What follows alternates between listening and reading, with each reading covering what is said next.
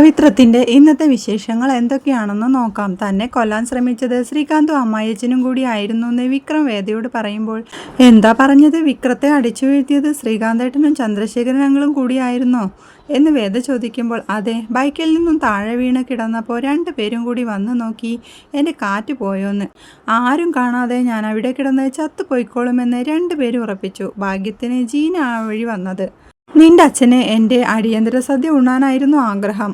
അതിന് കഴിയില്ലെന്നറിഞ്ഞപ്പോൾ വീണ് പോയതാ എന്ന് വിക്രം പറയുമ്പോൾ, ശ്രീയേട്ടൻ ഇങ്ങനെ ചെയ്യുമെന്ന് താൻ പ്രതീക്ഷിച്ചില്ലെന്ന് വേദ പറയാ. അവർ പ്രതീക്ഷിച്ച പോലെ നീയും ജീവിച്ചില്ലല്ലോ. അതിനുള്ള ശിക്ഷ എനിക്കാ തരുന്നത്. നിന്റെ ചേട്ടനും അച്ഛനും ദുരഭിമാനം കൊണ്ടുള്ള പകയാണുള്ളത്. അവരുടെ അന്തസ്സിനെയാണ് നിന്റെ തീരുമാനം ബാധിച്ചത്. അവരിതുതന്നെ ഇനിയും ചെയ്തുകൊണ്ടേയിരിക്കും. സമാധാനമായിട്ട് ഒരു ജോലിയും ബിസിനസ്സും പാർട്ടിയും ഒക്കെയായി നടന്ന അവരെ കൊലപാതകത്തിലേക്ക് നയിച്ചത് നിന്റെ പ്രവൃത്തിയാ. ഒരു വാണിംഗ് ഞാൻ കൊടുത്തിട്ടുണ്ട്. കൊല്ലാൻ ഇനിയും അവർ ശ്രമിക്കും, മരിക്കാതിരിക്കാൻ ഞാനും. അവസാനം രണ്ടിലൊരാളെ ഉണ്ടാവൂ. അത് നടക്കാതിരിക്കണമെങ്കിൽ നീ തിരിച്ചു ചെല്ലണം. അതല്ലാതെ വേറെ വഴിയൊന്നുമില്ല. എൻ്റെ വീട്ടുകാരോട് ഞാൻ ഈ കാര്യം പറഞ്ഞ ഈ സ്നേഹമൊന്നും അവർക്ക് നിന്നോട് കാണില്ലെന്ന് വിക്രം പറയുമ്പോൾ, വിക്രം പറഞ്ഞോളൂ, പക്ഷേ തിരിച്ചു ചെന്ന് ഞാൻ ഏട്ടനെ ജയിപ്പിക്കുമെന്ന് വിക്രം വിചാരിക്കേണ്ട. ഞാൻ ഇവിടെ തന്നെ കാണും. അമ്മയ്ക്ക് എന്നോടുള്ള സ്നേഹം കുറയുമെന്നല്ലേ? അത് സാരമില്ലെന്ന് വേദ പറയുമ്പോൾ, അമ്മയുടെ സന്തോഷം ഇല്ലാതാകേണ്ടെന്ന് വെച്ചിട്ടാ ഞാനിത് പറയാത്തത്. നമ്മളൊന്നിച്ചുള്ള ജീവിതം ശാശ്വതമാണെന്ന് എനിക്ക് തോന്നുന്നില്ല. അതുകൊണ്ട് നീ ആലോചിച്ചൊരു വഴി കണ്ടെത്ത്. ഗുഡ് നൈറ്റ് എന്ന് പറഞ്ഞ് വിക്രം കയറി കിടക്കുക. പിന്നീട് വേദ കൈവരിയിൽ ചെന്ന് ദീപ്തിയെ വിളിച്ചിട്ട് അച്ഛൻ എങ്ങനെയുണ്ടെന്ന് ചോദിക്കുക. കുഴപ്പമൊന്നുമില്ലെന്ന് ദീപ്തി പറയുമ്പോൾ, ശ്രീയേട്ടൻ അഭിഴയുണ്ടോ? വിളിച്ചിട്ട് കിട്ടുന്നില്ല. വർഷേച്ചിയുടെ അടുത്ത് പോയതാ, രാവിലെ വരുമെന്നാ പറഞ്ഞത് എന്ന് ദീപ്തി പറയുമ്പോൾ, വന്നാ ഞാൻ വിളിച്ചു എന്ന് പറയണം. എനിക്ക് നാളെ തന്നെ ശ്രീയേട്ടനെ കാണണം. ചിദംബരനാഥ ക്ഷേത്രത്തിൻ്റെ അരികിൽ വരാൻ പറയണം. സമയം നീ മെസ്സേജ് ചെയ്യണം. അത്യാവശ്യമാണെന്ന് പറഞ്ഞേക്ക്. വീട്ടിൽ വന്ന് കണ്ട അത് ശരിയാവില്ല എന്ന് പറഞ്ഞ് ഫോൺ വയ്ക്കാൻ പോയ വേദയോടെ അച്ഛൻ വീണു എന്നറിഞ്ഞപ്പോൾ ഇമോഷണൽ ആയതുകൊണ്ട് ആ മണ്ഡപത്തിൽ നിന്ന് അങ്ങനെയൊക്കെ പെരുമാറിയത് ചേച്ചിക്കൊന്നും തോന്നല്ലേ എന്ന് ദീപ്തിയും പറയുന്നുണ്ട്.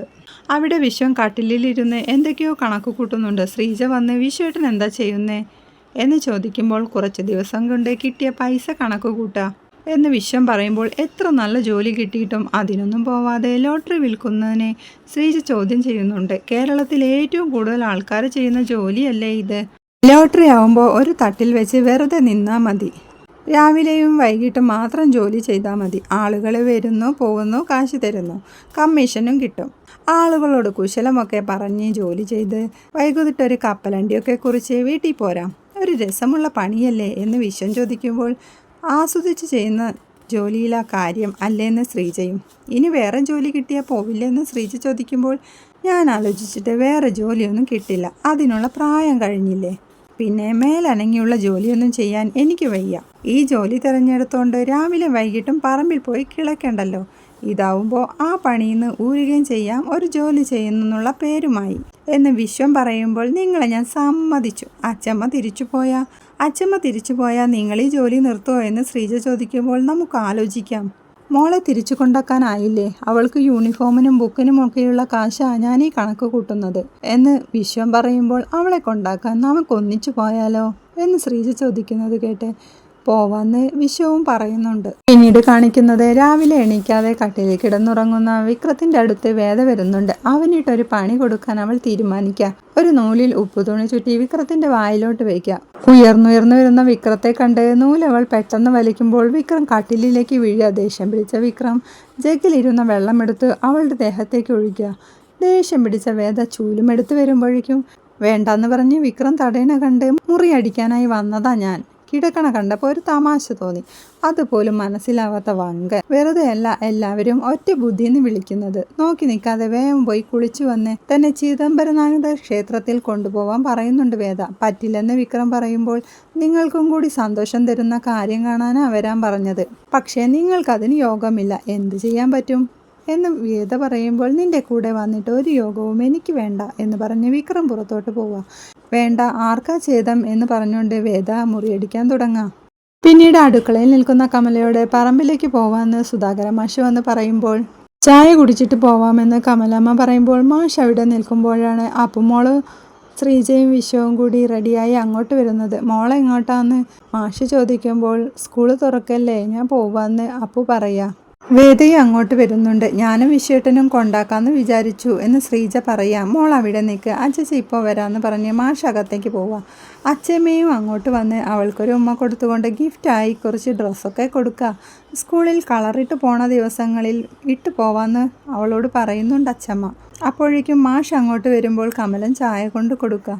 അവിടെ വെച്ചേക്കെന്ന് പറഞ്ഞ് മോൾക്ക് യൂണിഫോമും ബുക്കും വാങ്ങാനുള്ള കാശാന്ന് പറഞ്ഞ് കാശ് കൊടുക്കുന്നുണ്ട് മാഷ്. അതിനുള്ള കാശൊക്കെ താൻ കരുതിയിട്ടുണ്ടെന്ന് വിശ്വം പറയുമ്പോൾ ഇങ്ങനെ ഭാഗ്യം വിറ്റ് കാശുകാരനായല്ലേ എന്ന് മാഷ് ചോദിക്കാം. മോള് സ്കൂളിൽ പോകുന്നത് ആദ്യമായിട്ടല്ലല്ലോ, ഇത്രയും കാലം ചെയ്യാമെങ്കിൽ ഇനിയും എനിക്ക് പറ്റും. എന്നിട്ട് ശ്രീജയോട് മോൾക്കായി ഇവൻ കരുതി വെച്ച കാശുണ്ട്, എന്തെങ്കിലും അവൾക്ക് വേണ്ടി ചെയ്യേ, ഇല്ലെങ്കിൽ ആ കാശും അവൻ നശിപ്പിക്കും. ഇവൻ്റെ ജോലി പ്രേമം തീരാൻ അധിക സമയമൊന്നും വേണ്ട.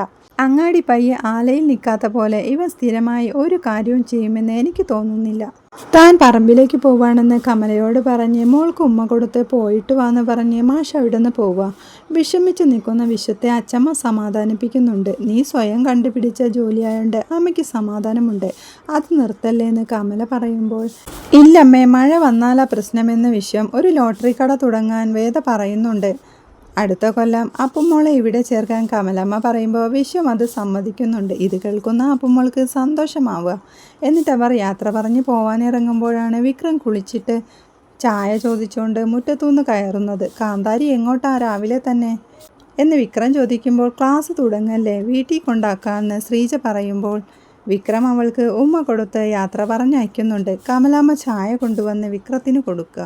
പിന്നീട് കാണിക്കുന്നത് വിക്രത്തിൻ്റെ ഷർട്ട് അയൺ ചെയ്യുന്ന വേദയെയാണ്. ഇത് കണ്ടുവരുന്ന വിക്രം നിന്നോടാരാ ഇതൊക്കെ ചെയ്യാൻ പറഞ്ഞതെന്ന് വിക്രം ചോദിക്കുക.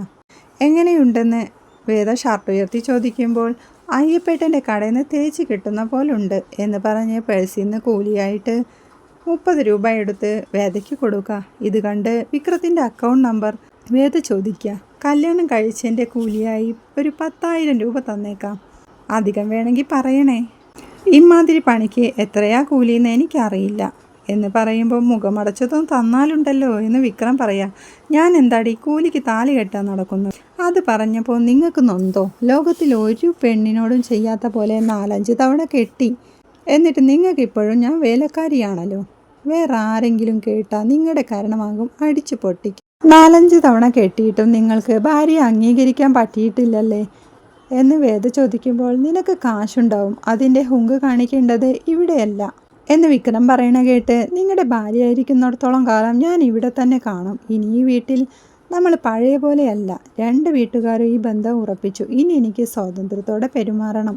കമ്പനിയുടെ കളികൾ മോനിനി കാണാനിരിക്കുന്നതേ ഉള്ളൂ വിക്രു എന്ന് പറഞ്ഞ് വേദ അവിടെ നിന്ന് പോവാൻ തിരിഞ്ഞു നിന്ന് നിങ്ങൾ ഈ ഷർട്ട് അയൺ ചെയ്തതിന് കൂലി തന്നത് അച്ചമ്മയോട് പറയട്ടെ, എന്തുണ്ടാവുമെന്ന് കാണാലോ എന്ന് പറയുമ്പോൾ വിക്രം മിണ്ടാതെ നിൽക്കണ കണ്ട് തൽക്കാലം പറയുന്നില്ല, ഇനി ഇത് ആവർത്തിക്കരുത് എന്ന് പറഞ്ഞുകൊണ്ട് വേദ റൂമിൽ നിന്ന് പുറത്തു പോകുമ്പോൾ വിക്രം അവിടെ തന്നെ നിൽക്കുന്നിടത്താണ് ഇന്നത്തെ എപ്പിസോഡ് അവസാനിക്കുന്നത്. വീഡിയോ ഇഷ്ടമായാൽ സപ്പോർട്ട് ചെയ്ത് സബ്സ്ക്രൈബ് ചെയ്യണേ.